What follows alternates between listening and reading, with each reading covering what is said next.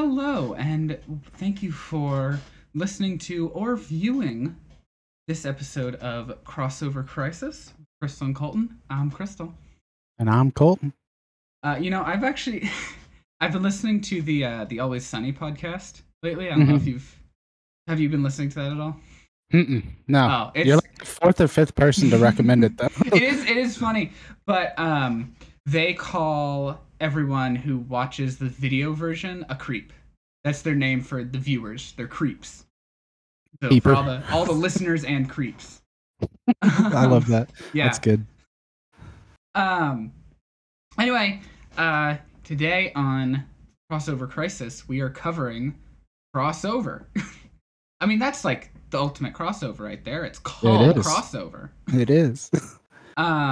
It's currently my favorite ongoing comic. I was picking up every issue when I still collected single issues, and I've even, if you're watching the video, I got a couple of them back there behind me. Are those are those frames where you can like pop it open and put new? That's hold sick. on, give me a second. I can show you. So I'll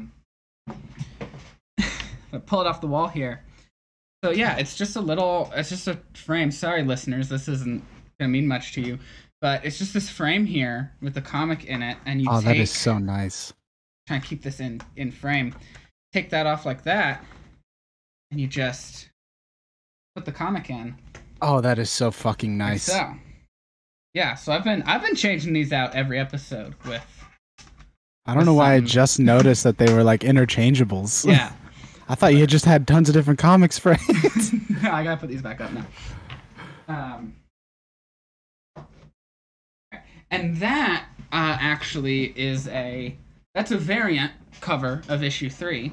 Mm-hmm. That's not the original cover on issue 3. But not only that, it's a special like rare variant, which I didn't even notice at first. The little comic that Ellie is reading there is just supposed to be like the main cover of that issue. But this was like a rare one with that she's reading an issue of The Walking Dead. Yeah. That's fucking cool. Mm-hmm. And I didn't even realize that at first. I just asked the guy, I was like, hey, can you hold the variant with Spawn on it for me? Because that's the one I want. That's a cool cover. He was like, yeah. And neither of us even noticed that she was reading a different comic on it. That is fucking crazy. Yeah. Was it like a one out of every X prints they printed one like that? I think so, yeah. Okay. And they just like mixed them in with all the variants and. That's fucking sick that he snagged that then. Mm-hmm. Completely by chance, even. Anyway, what have you been up to? We kind of glossed over that part. Yeah. I got a new room set up. Yeah, I can see that. Cool. And so this is kind of going to be. You don't even have a bed anymore. Yeah, I have like one of those like floor bed thingies right here, and that's like super stupidly comfortable. Highly recommend if you're looking to get rid of your bed. But then I got a new desk set up, and it's got all my Warhammer miniatures on it, so I can sit in front of the window and actually get some sun. And on rainy days, I can sit in front of that and actually paint and stuff like that. So I'm excited to be able to use that instead of having to clean off my computer desk anytime I want to build something. But that's really all I've been up to. I've been kind of a bummy ass. How about you? I've been watching a lot of stuff, trying to catch up on shows. There's so many like shows going on right now. Caught up on Stranger Things, caught up on The Boys, caught up on Umbrella Academy, just all of that. I fucking so we watch Umbrella Academy as a family, so I haven't seen it. Is it good? I have some issues with it. I really don't like what they did with one character in particular, but for the most part, it was a really good season. Good. I like that show. So, and what were your final thoughts on Stranger Things? Very, very good. One of the best seasons since the first one. Wish a certain someone didn't die, but yeah, they were setting it up. It was too obvious. I think that he was gonna go. Which, then in my mind, I'm like, oh, maybe that's a red herring, and he won't actually. And no, no, it wasn't. They pulled the trigger on it. Yeah. And what do you think of the finale for The Boys? Very interesting. Very, very interesting. Interested to see where it goes from there. You're the one who got me onto the show in the first place, even. Yeah, I like that show a lot. It's a good show. It's it's a very apt commentary on the world, and each season they kind of try to tackle a different issue approach to viewing the world, and this season was very clearly Trump's presidency was the idea behind that. I loved all of the early Reddit threads that were popping up too, of like conservatives that were like, wait, this is the bad guys? Social commentary, and everyone was like, yeah, it's been social commentary since the first fucking episode. Wait, Homelander's the bad guy? Yeah. Wait, he's called a superhero. Where have you been for the last 3 seasons, people? It's like, that's the point. Yeah. But yeah. What else? Is that up? Saw a new Thor. Gonna see it again tonight.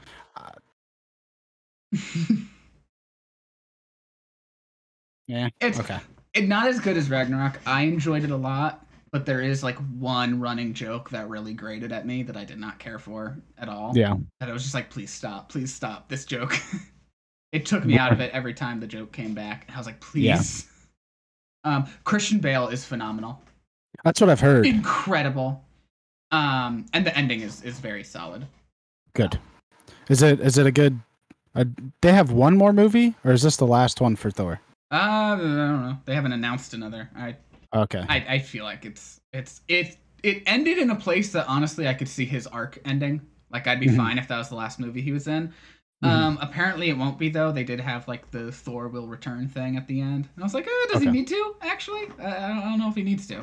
But... And could it potentially just be in like a crossover or a big meetup kind of thing, and no longer have solos? Or there is a certain thing they set up in post credits, which I could be like, okay, I could see him being in that, and it would make sense the way they set it up. But I don't think he needs to.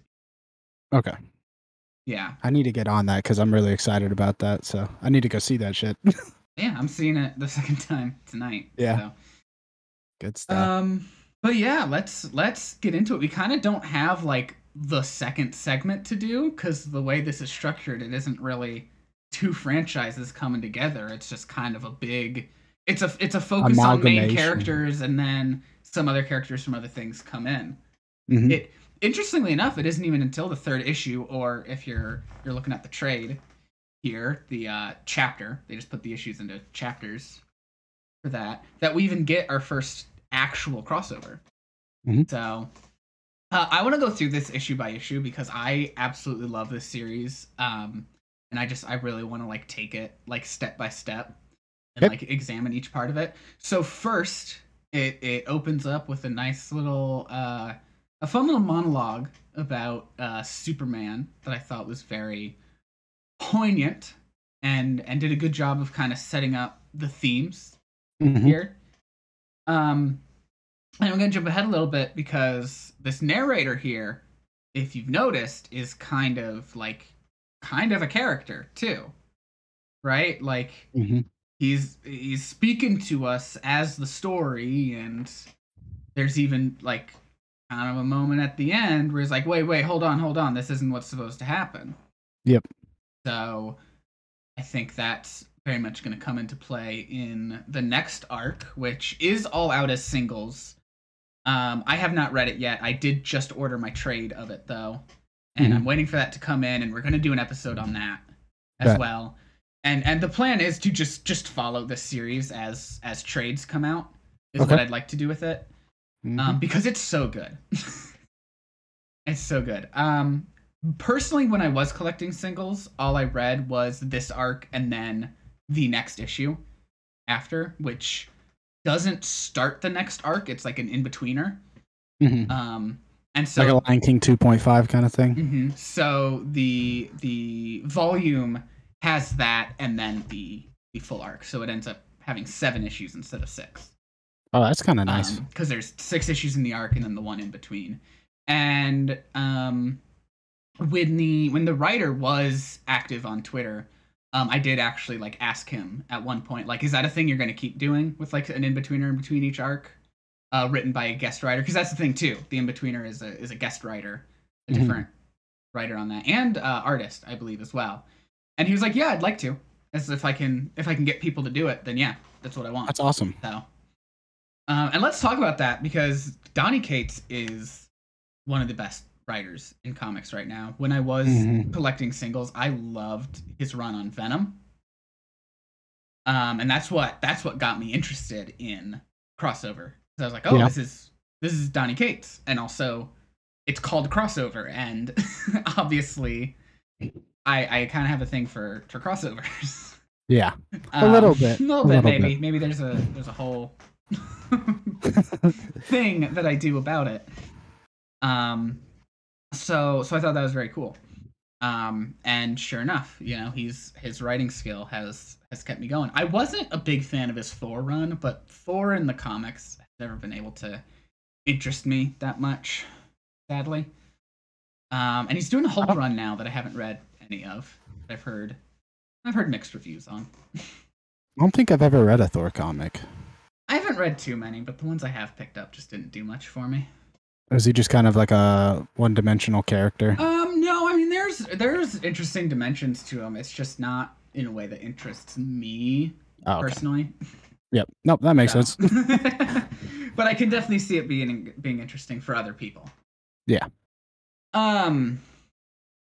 So anyway, we get that opening narration, and from what I've heard of the next arc, that does kind of come into play with who this narrator is. We kind of find out a bit more about him. Or them. I kind of gave that away a little bit, but whatever. I haven't read it myself. I've seen a few. I've been spoiled a little bit on what comes up, and I'll try to leave that out. But then we get the flashback, our backstory as to what is going on here, where all of these comic book characters are just coming into the real world, and just causing fucking chaos. Yeah, that would be fucking buck wild. Yeah. But The Boys is a good. That's kind of where like it's kind of fun because The Boys, all the last episodes of The Boys were coming out and whatnot, and it's like, oh, there's parallels too between this and what's going on in The Boys because it's just kind of power is corrupting sometimes. There's this giant battle. I mean, all these comic book characters from like everything, even like the way they talk sometimes, and in some of the background art, I can kind of see that it's not even just characters that originated in comic books either. Because I swear I saw the Stay Puft Marshmallow Man somewhere. I'm like, he's not from a comic book. That's Ghostbusters. That's fucking sick, though. But I didn't notice that. Yeah, if there's a Ghostbusters comic, then I guess, yeah, it would make sense. It would make sense. And that also comes into play in that one In-Betweener, is kind of about the concept that not just characters from comics are there. And so, but also what we learn a few issues later is that it didn't all happen at once. There's kind of like this portal that's pulling some of them back, at dropping new ones in, and it's just trickle feeding. Yeah. And so it's just an ever-evolving battle, which is probably why it won't stop, because it just keeps changing. Literally go on forever, yeah. Yeah. And there's, a magic user. The hell? Something fell down off my shelf behind me. I didn't see it, but I don't know what happened. I don't see what fell. Scared the shit out of me, though. Yeah, I have no idea what like something popped. Okay, anyway. That was fucking Did that weird. pick up on the mic? I don't know. I heard something. Okay, good. Scared the shit out of me. What was I saying? We were talking about magic user puts up a force field around the entire state of Colorado, is what it said. Where this happened, like Denver was the epicenter of this. Save Colorado. Yeah. And then we jump forward to the story's present day, a few years later, and we're introduced to our main character, Ellipses, or Ellie for short. Ellipses. And if you've noticed, the logo has a kind of little ellipses in the center. The hole in the O is the middle dot, and then once you see it, it's there. And even even the trade has one on the spine. Oh, that's sick. Yeah. Yeah, the crossover logo is kind of design porn. Yeah. It's like so good. Mm-hmm.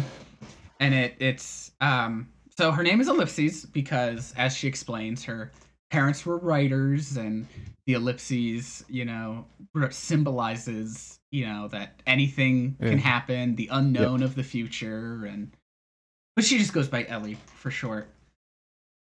And she's on her way to her job at a comic book shop, which has kind of is a very controversial thing in this world. Got the very evangelical types protesting out front on a daily basis. And the comic does some commentary on that and such, and I think some signs the God hates masks was maybe some unfortunate timing, because that when this had started being written, COVID had not yet hit the States. But when it was coming out was very early days, and the writer was like, didn't intend that, but here we are. I mean, it somehow interweaved its way in. Yeah. It made sense. So, but we get a little bit of backstory about how Marvel and DC are kind of defunct. The government kind of propagandized and sanctioned some non-superhero comics that this shop refuses to buy. Prides himself very much on only owning pre-event comics. The event being what they refer to as everything happening. Yeah. And so we kind of get a little bit of that, and this is where we meet Otto, who is the owner of the shop. And then we are also introduced to, I believe her name was Anya, who is a little comic book girl. She's from this comic book world, and I love the art in this, the way they distinguish these things with using the classic color halftone dots to show that this is a person from the comic. And I was kind of thinking, like, how you would translate that into an adaptation. Not that I don't think I would want this to be like a live action show or movie. I don't think that would translate the same way. I think there is a concept there, though. If you were to adapt it, I think a video game would be an interesting way to do it. Yeah. And a video game could handle like a more realistic style for the real people, real world, and then comic book world, you do some cell shading and you can make that look. Yeah, I think you could translate that if you were to ever adapt it. Not that an adaptation should be at the front of a comic writer's mind, create the comic to be the comic, which is definitely Donny Cates' approach with this. And obviously, it exists as a celebration of what comic books are.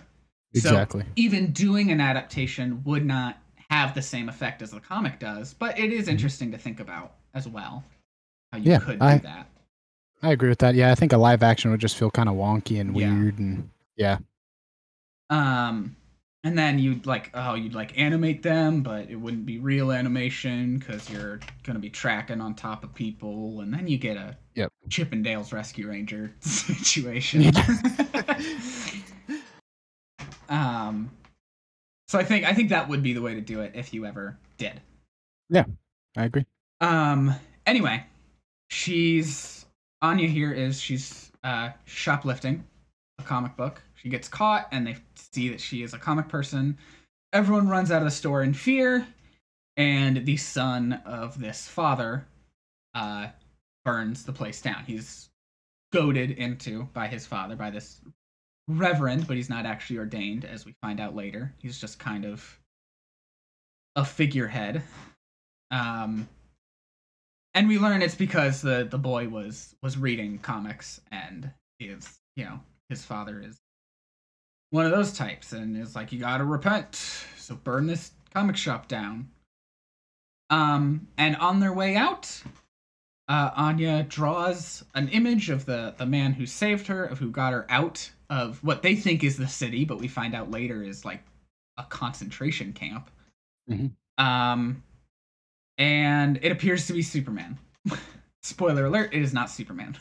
No. But it is an image that looks like Superman, and I certainly remember when this came out, a lot of people were like, oh my god, Superman? Are you doing Superman? Are you doing Superman? And it's like, guys, like, you think, like, I get, like, what the thing is and everything. Let's think about licensing. Let's think about how this is being published by Image. Superman is not going to happen that early. No. If Superman is to happen at all, the comic needs to prove itself. And needs to get some audience. And they need to be able to bring that to DC and show, hey, can we please use Superman? Mm-hmm. Everything. Not to say it'll never happen, but as of right now, everything that is in there is either from Image Comics or is creator owned, which there's a lot of overlap there. A lot of stuff published by Image is owned by the creators, including Crossover itself, and has been given approval by those creators, those specific people, not companies, people, or was just made by Donny Cates himself. a few of those, yeah. And he's like, I own this, I can do that. But that ends issue 1, and yeah, I can't believe it took me this long to bring this up. I have talked about this in my old comic book podcast I did, Thought Bubble, with my friend Eden. We were talking about this as it came out before that series stopped. When shortly after I stopped collecting single issues. Yeah. And I don't know. But if you're interested in my thoughts at the time, you could go back and listen to that. But I'm not trying to push anyone to. Like, please I am. Go. I'm saying do it. It's not a plug. It's just a mention. Yeah. Because that's not getting new episodes. At least not. That's not any current plan. But that's the end of the first issue, and it's definitely a very promising start to this series. And so we go into the second issue, and we're kind of introduced to this whole plot point about how certain comic book creators are being killed. Former comic book creators at this point.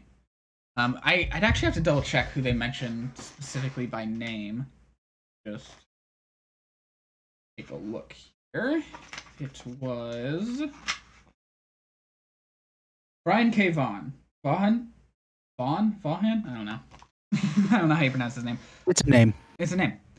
Oh, also, I totally forgot to mention, the name of this volume is Kids Love Chains. Do you know where Kids Love Chains comes from? I do not. That is a quote from famous comic writer and artist. I think he's a better artist than he is a writer. Todd McFarlane. Known for creating Spawn. He has a very famous run on Spider-Man. He runs a toy company, actually, that does most of DC's figures currently. Huh. Even actually in the last episode I had, and I could pull it down again, but I've already gotten up twice in this episode. But I had a Red Sun Superman figure behind me. That was a McFarlane toy. Are they pretty big? You know what? I will get up. Just because you asked that one question, and I really like this figure. They're pretty decently sized. Yeah. They're very, very posable, and as you can see, this one came with a little stand to actually let them fly. But yeah, I won't get up to put that back. I'll just wait till later. It would also, I think it is set up to allow him to stand on it, but it's Superman. Why wouldn't I have him in flight? Yeah, exactly. But very posable, very articulated is the word for that.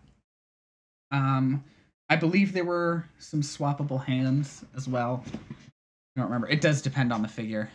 Yeah. But yeah. They're kind of like the equivalent to Marvel's Legends line. Yeah. that they do. That's kind of what DC gets out of it. I think they call it their multiverse line. Good shit. Yeah, anyway. Where was I going with all that? Yes. He said kids love chains at some point, and Donny Cates latched on to that saying. And I think even put it as a quote in the front of the first issue, which is probably also featured. Yeah, right here. We get like this this little admonishment of comic books right here, very ironically placed. And then kids love chains. Kids love chains. And that's just because Todd McFarlane was known for putting chains all over the place. And I believe he was just asked about it, and he was like, kids love chains. I love that. That's even better. So, anyway, a little sidetracked there. Issue 2, we're introduced to that plot point, and then our narrator goes, hold on, this is a thing for the next arc. I shouldn't even have mentioned it. And we get to Otto and Ellie arguing about what to do about this girl that they've found. And then we flash back a little bit more, and he's like, I'm sorry, I'm all over the place. And we see, Ellie spitting at Ryan, who's the name of the boy who burned down the place, and getting pulled away from the wreckage and everything, and all that.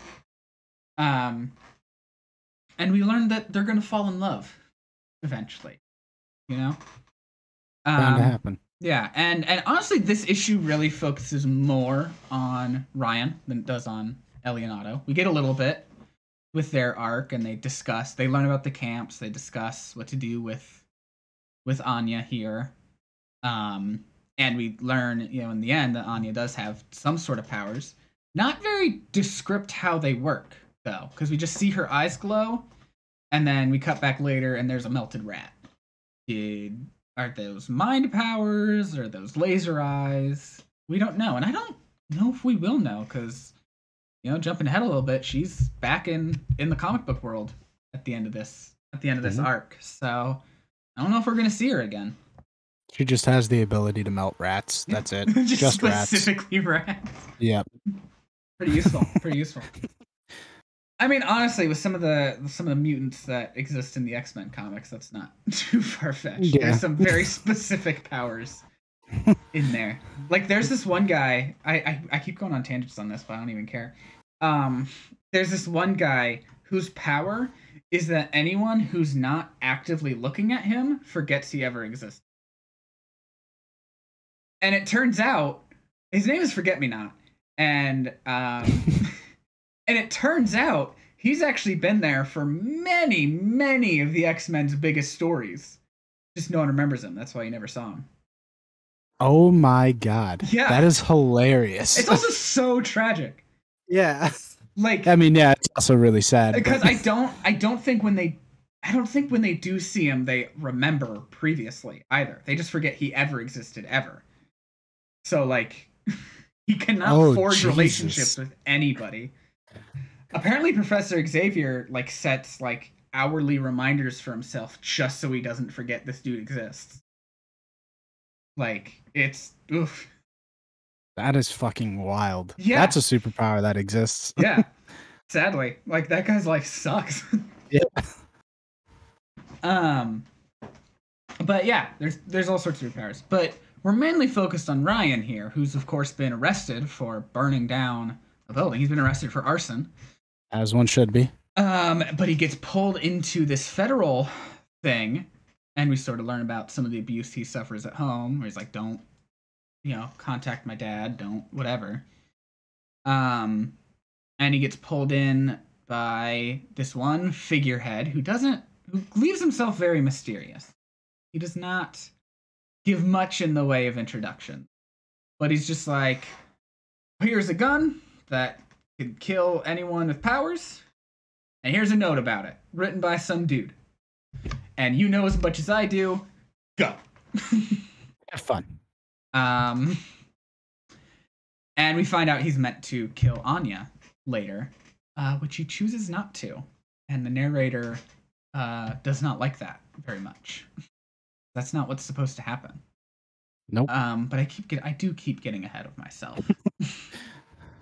um, and that's kind of that's very much more that issue's more about laying groundwork. Not too much happens in the way of progressing the story.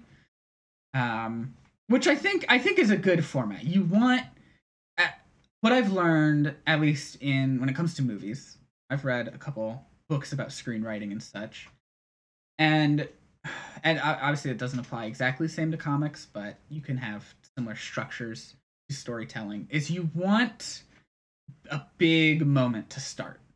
You want to grab their attention, and that's why most superhero movies you see open, relatively early, maybe not the first scene, but relatively early, open with some action sequence, some smaller sequence.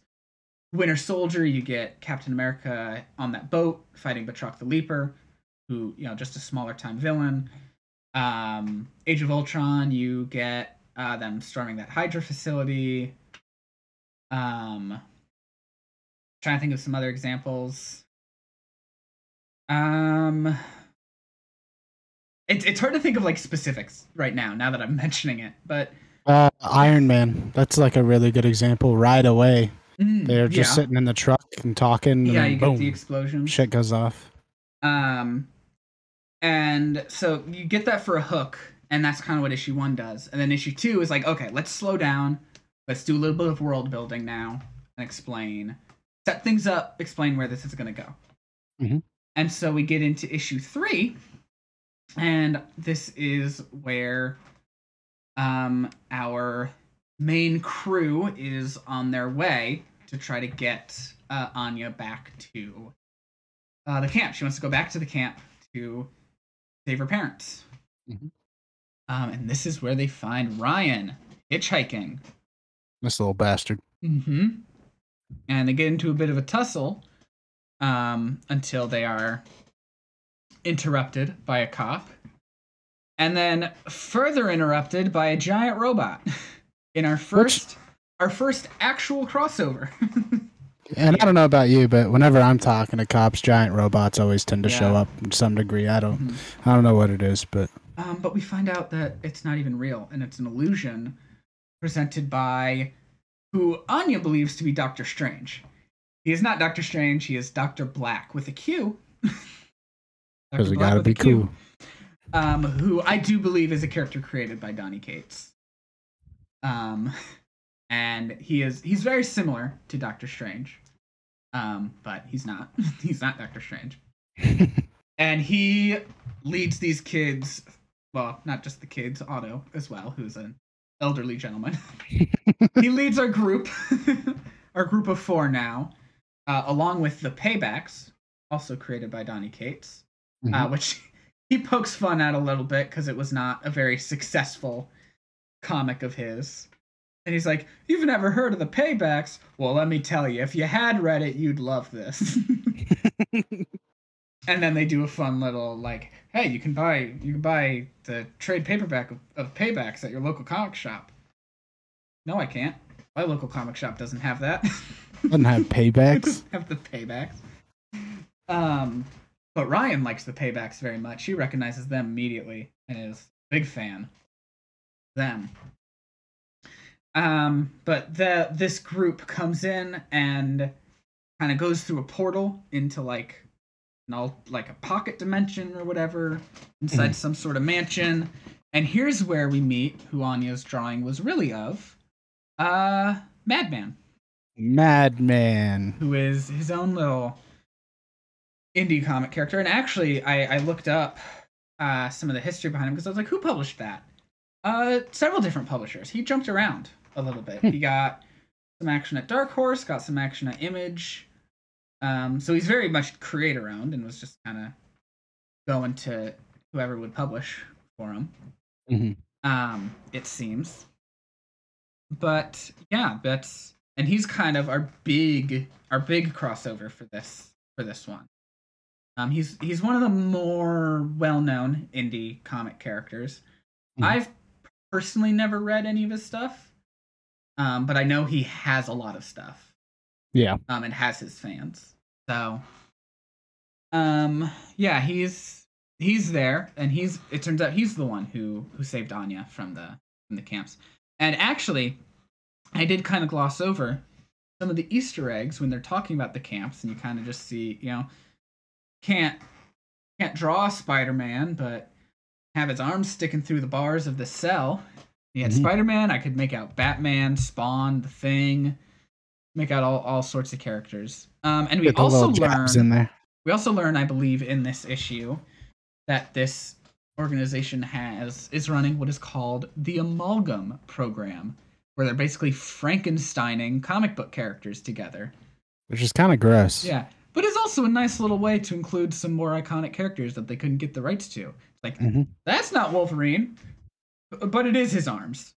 Yeah. Genius. It's like the Lego Marvel superheroes character creation screen. That's what they were doing. I was so disappointed the new Lego Star Wars didn't have character creation. I know there's a lot of characters in it, but it's a good game. That's like a pivotal though for the whole Lego experience is having the character creations. Yeah. I mean, like, it's a Lego. You take pieces apart, you put them together, and you make exactly. But also the name Amalgam is most likely a reference to Marvel and DC's little merged publishing initiative. Have I talked to you about Amalgam Comics before? Mm-mm. Okay, so for a little while, after one of Marvel and DC's crossover events that they used to do, Marvel versus DC specifically, the universes sort of merged together. And this was in the comic itself. This was like because the universes have physical representations. Marvel's being Eternity, the character Eternity, and DC. I don't think DC's ever had that concept of a personification of the universe. So they were just kind of like, this is DC's Eternity. But they sort of merged together. And Marvel and DC created their own little small publishing initiative together called Amalgam Comics, in which I believe they shared profits from probably pretty equally.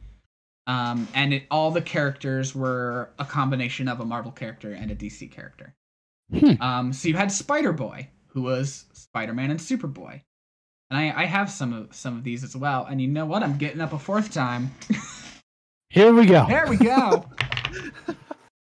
Just runs off screen this time. Actually, I do have this one framed back here. Oh, that's just sick. on a different wall that you can't see from my camera. But that's Spider-Boy right there. The costume is fucking sick. Yeah. And I have a few other of these. I'd have to actually go through my boxes to get them out, so I won't do that. But you've got Dark Claw, who is Batman and Wolverine.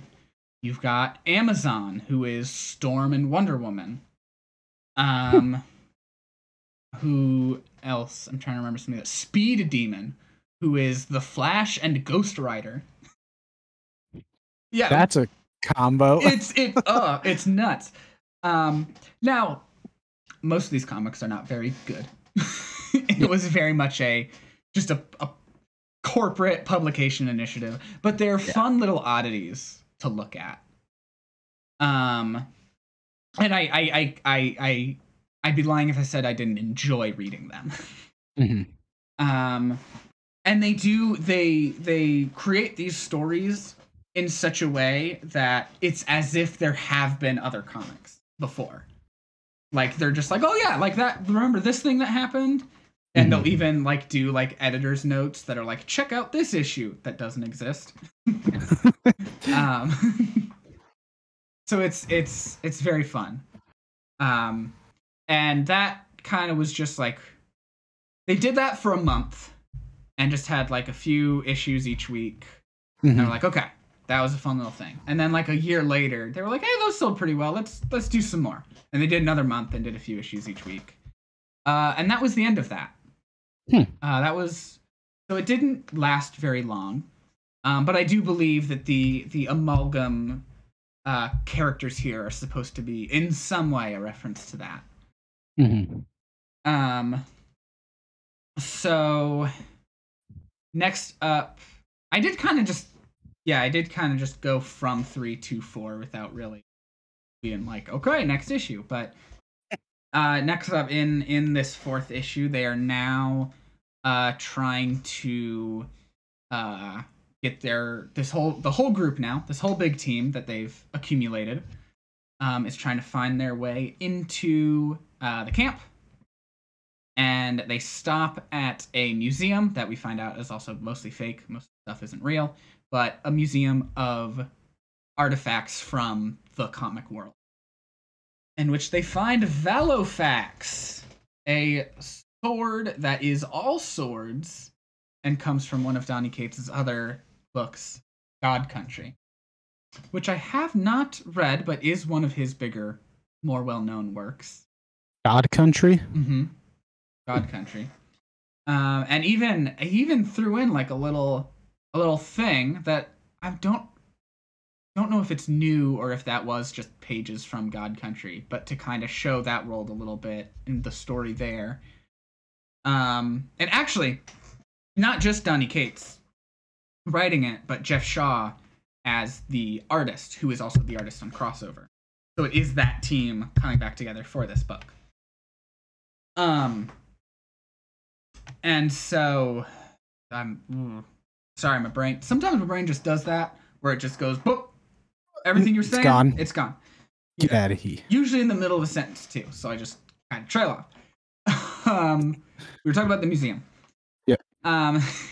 They're in the museum, and they get this sword from the old lady who is the main character's daughter, grown up from God Country, which I do wonder how that works, because it seems like within the comic itself, I haven't read it, so maybe I'm wrong here, but it seems like within the comic itself she is very young, so and based on the other characters, it doesn't seem like, oh, their own stories have been continuing outside of what's available to read in that world.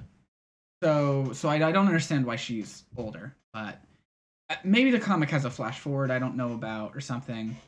Again, I haven't read it, so I'm just basing it kind of off of just what we see in here. Yeah.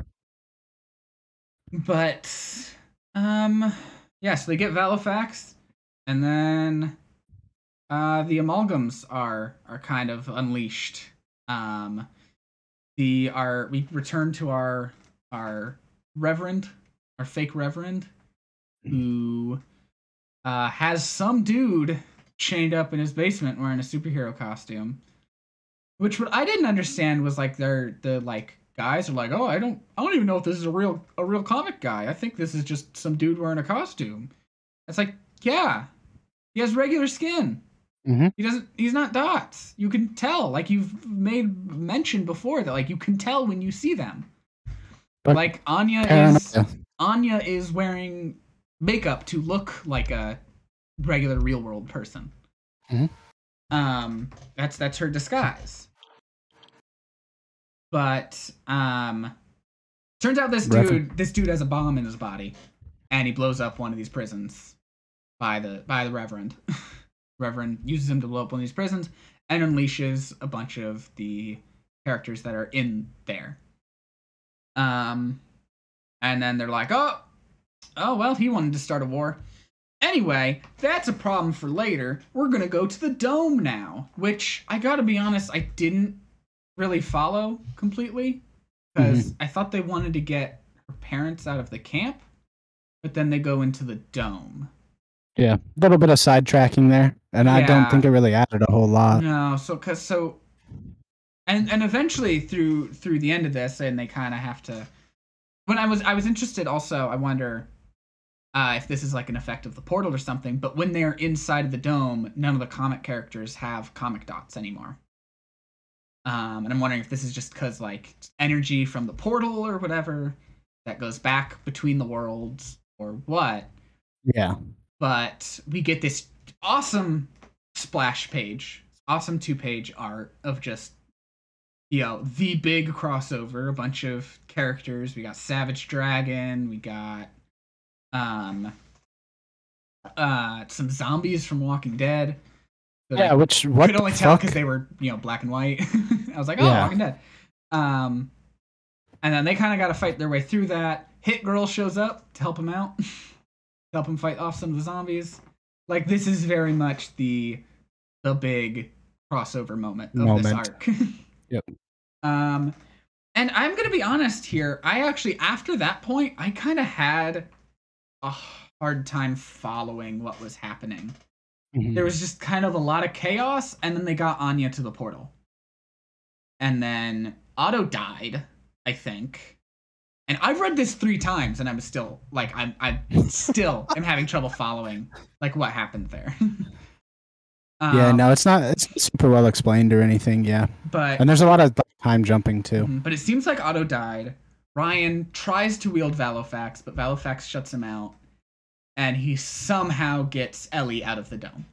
Mm-hmm. So what it seems is Anya's parents are still at the camp, based on what we've seen. So I don't know why she was so okay going back to the comic world. That does seem like a weird... And maybe that'll be explained later. So I'm not going to try to, like, pass too many judgments, because I've noticed that that's been a common criticism lately, is people complain about not having answers immediately. Mm-hmm. I don't know if you've seen much of the discussion around Obi-Wan Kenobi, with like, well, why this? Well, why that? Well, what? Watch the damn show. Yeah. They'll tell you. Well, that's... I mean, I keep referencing The Boys. I guess that's just the hottest show that I've finished that's come out lately. But, like, everybody, even in the subreddit for The Boys, is like, why didn't this happen? Why didn't that happen? And it's like, probably because they're going to do more seasons. Yeah. It's okay. Yeah. I've noticed that's become, like, a real problem, like, within this year, honestly. Like, it didn't used to be too much of an issue, but it's accelerated a lot. And I just see so much of it. And I'm like... It's a continuing story. Exactly. Patience. Like, people don't have patience anymore for stories.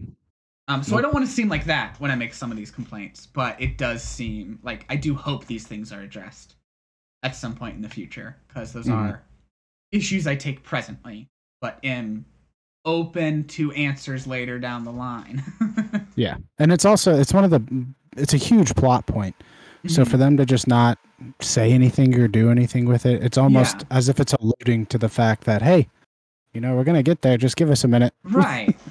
Like you ask these questions and it's like, yes, they want you to be asking those questions. It is a good thing you are asking these questions, not a bad thing that you have them. Yes, which I think is what people aren't understanding. So he gets Ellie out. They wake up in a motel. And in our last page reveal, we learn that Ellie is from the comic world. So, yeah, that's kind of where it leaves off. And I'm interested to see where that goes. Again, the only issue I've read beyond this is issue 7, the next one after. And it does not have any of those main characters. It is a side story. I'll have to find that. It'll be in the next volume. So, oh, well, okay. Yeah, it'll be included in the next trade. So when you get that, which I would recommend you get soon, because I do want to do that episode soon. Okay. Not the next episode, but the one after. Okay. This is my plan. Because we're doing Multiverses next? No. I do kind of need to find a place to put that. No. Well, we need a release date for Multiverses, which hopefully by the time this is out, there is one. But I'll figure that out. I'll figure out where Multiverses goes. But yeah, that is this. What were your thoughts on this book?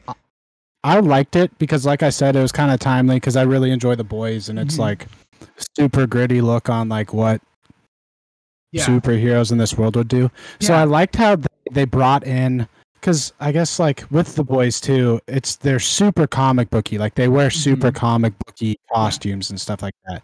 You know, so like having the comics come to life in another world, and then watching what like would actually happen if those worlds were established in our world already was kind of like, it was kind of a cool dichotomy, a cool contrast there. So I like that. Yeah. Overall, though, I enjoyed this a lot. And they're very different approaches to that concept. Yes. Crossover is, what if we took all the comic book stuff and dropped it into the real world?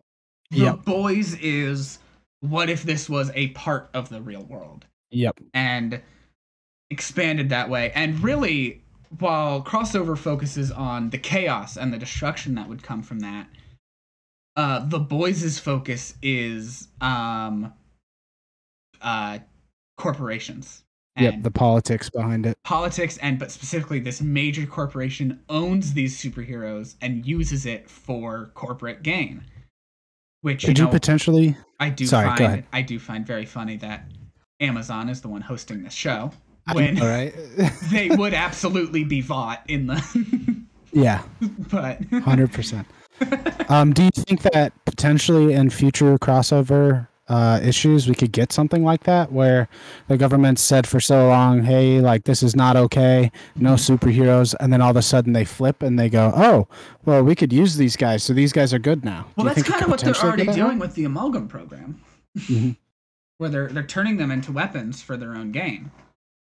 So we'll see. Well, and that's the thing too, is they do make mention, and I did kind of gloss over this in our larger discussion, but they do make mention that like some of the heroes want to help, because they just want to go back home. They don't want to be here as much as they don't want them there. So they're trying to figure it out. And I do think in future arcs we will find out who some of those specific characters are trying to do that. So I do look forward to seeing some of that play out. When is the next big volume supposed to come out? I mean, the thing is, like, we have the next volume already. We have volume 2 already. That came out last month, or no, even earlier this month, I believe. But actually I think that like just came out 2 days ago. Or maybe it was last month. I don't remember. That's fucking quick. Yeah, you look that up. But the issue is Donny Cates, he writes these when he can. He writes these when he can. But he has a contractual obligation with Marvel that has specific deadlines, whereas this he does not have deadlines with. So sometimes it does have to take a back seat. So sadly, these issues don't come out monthly, and it did take a year to get another volume because of that. Because it took him longer to make these, and he got them out when he could, but so really it just kind of depends on his own deadlines. Because if this were a Marvel thing where he had a deadline to do one every month, we'd be getting like 2 of these a year. But if we keep going on this pace, we might not get volume 3 until next summer. I don't know. I hope we don't have to wait that long. Especially because I am trying to shift my comic collecting focus into trades rather than single issues. But doing that also means I have to be like, well, these issues are out. I gotta wait until the trade. And then you're potentially getting into spoilers territory. Right, exactly. And in that way, I am kind of grateful it doesn't have as large of an audience. So I don't encounter as many spoilers. But also, I follow the writer on Twitter. And he'll be like, the issue's been out for a while, I'm going to start talking spoilers. It's like, damn. Fuck. So that's actually how I've been spoiled, is Donny Cates' Twitter. But he also isn't super active there. He keeps coming on and off. So we'll see. But yeah. June 14th was when Volume 2 came out. June 14th, okay. So only like I knew the date got pushed around a little bit. So yeah, okay. So neat. But we'll be covering Volume 2 soon. I'm excited to read that for the first time. I'm excited for you to read that one in-betweener that opens it, because that's a pretty fun little one-off thing. I am I just put in my order for it right now. So Nice. Yeah, I ordered it yesterday. Okay. So, yeah. Any final thoughts? I mean, I guess you already did that. I guess we already had the final thoughts, and I gave mine. Yeah, I enjoyed it. I enjoyed it a lot. Yeah, so I'm excited to see where it keeps going. I mentioned at the start, this is just one of my favorite things currently being published, and I can't wait for more. So, that does it for this episode. This was I had a very fun discussion on this one. Yeah, agreed. There's a lot of shit that I just like didn't realize was in the comic book world too. With this shit, I didn't realize there was this many small indie publishers and stuff like that. That was like the big thing for me. Was like I thought most comic books were published under big companies, and then like just if it didn't make it, it didn't make it. I didn't realize there were so many fucking smaller companies that were publishing comics all the time. Yeah, you get Marvel and DC are obviously the big ones. But you get your Images, which is if you were to decide a big three, Image would be the third. Image is pretty big on their own. Nowhere near Marvel DC, but still pretty big. Yeah. Dark Horse is up there. And then you get to some of the smaller ones, Boom Studios, Dynamite kind of Dynamite has a very specific focus with their books. Dynamite is very much focused on the horny crowd. They have very much very suggestive covers. They have variants that are they're not suggesting anymore. It'll be the same art, but just it's not suggesting. It's there. And they do. I guess if there's a market for it, make your money. And Dynamite does The Boys, and the comic for The Boys is awful. Actually, the show is great. The Boys comic is shit. That's what I really want to buy it and read it just so I could be like, oh, I've read it. But I've heard it's just like it's like a 10-year-old wrote it just to be edgy. Yeah, and like that's really just I don't know. I can't get behind that kind of shit. What I hear is I read the first issue, so I don't know this specifically because it didn't dive too deep into anything. But I heard like the comic doesn't make any attempt to do any commentary like the show does. No. So the show is taking what works from the comic and applying it to a commentary and that's making why it a good thing. Yep. And I do as much as I enjoy, a lot of comic book adaptations, certainly there's a lot of people who are comic purists who are like, no, it doesn't live up to the comics, and then you're like, well, it's not trying to. It's trying to tell its own story, just with the same characters in their own way. And I can understand people who are against that because it's like, well, yeah, but they're changing this, and that. And it's like, okay, I disagree personally, but I understand where you're coming from. I think The Boys is like the one thing almost everyone can agree. Yeah, the adaptation's better. Yeah, 100%. Yep. But yeah, Boom Studios, Dynamite, IDW. IDW is one of the kind of larger because they have deals with like DC and Marvel, do some Star Wars stuff. Yeah, so you get a lot of those, but actually DC gets a lot, not DC, IDW gets a lot of licenses for stuff, and we'll probably end up, they do a lot of crossovers as well, so we'll probably end up covering a few of their things eventually on here. So yeah, it is interesting though. And then you get a lot of creator owned stuff. There's a few creator published things, but those don't usually make it as big. But yeah, there's the comic book world is definitely there's more to it than you see on the surface level. Yeah. Yeah, I think that does it for this episode though. Thank you for listening or watching. If you are watching, I say this every time. I'm bad at YouTube, but maybe leave a comment. Let us know some things you want us to cover if you have a favorite crossover. And we'll be here next time. 2 more weeks, hopefully. As long as we don't run into any major hiccups again. Yeah. But yeah, I'm glad to be back. I think this was a very fun episode to do. Agreed. And I'm gonna get out of here before the recording hits a full hour. Peace.